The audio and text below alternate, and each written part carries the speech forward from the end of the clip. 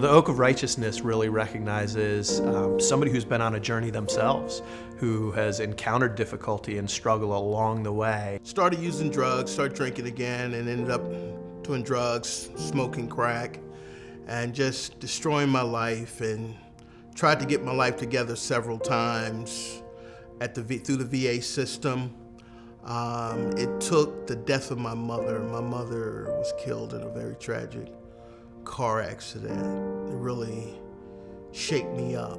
My mom always told me, she said, I raised you better than this. I raised you better than this. I raised you to be somebody. And I know how much my mom sacrificed for my family.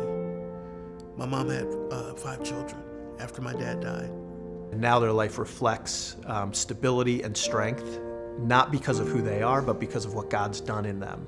And I think Mike is a great example of that. It was a long journey, but it was a good journey. I really appreciated it because it gave me time to work on myself. And I did a lot of things I hadn't did before, because up at Rehrersburg, it's a farm.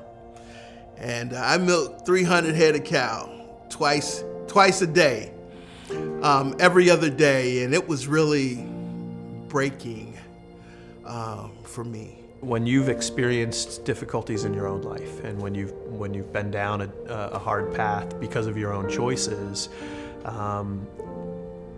and God's brought you out on the other side, there's a different level of empathy and sympathy and compassion for those who are still in the midst of the struggle. It's a trust-building process. And so as I share my life with them, they begin to open up a little bit more. Some, I get close to some of them, almost like a father-son type relationship. And it's just a good exchange, but it just happens from people walking together and being open, being transparent, and letting people know, hey, I'm human too, I failed too. I think one of the great things about Mike is that he can listen and come alongside people, but also point them in the direction of truth and let them know that there is a possible future for them.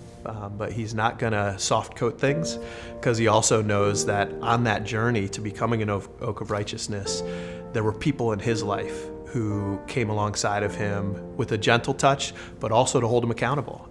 I sort of had this mentor, I had this model in front of me of what God could possibly do with my life if I let go. And he loved me, he encouraged me, and I just try to do the same thing with our guests. I try to earn their trust, because I realize they've been hurt, and earn their trust, but it's also in the process of just sharing my journey, but walking with them through their journey. He's an example to those around him, and I think that's one of the things an Oak of Righteousness is. His life in and of itself points to something greater than him. And that thing that's greater is that he's rooted in Jesus Christ, and it's his relationship with Christ that has made him strong, has put him in a position to help others, and he recognizes that, and it comes through in how he carries himself with others. I think my mom would say, I knew it. I knew you could do it. I knew you could do it. You just had to dig in your heels and get determined. It's a full circle. Yeah. I feel like one of those Oaks of Righteousness who are going back into the city to raise up the ruins and be part of the good of the city that very few people hear about.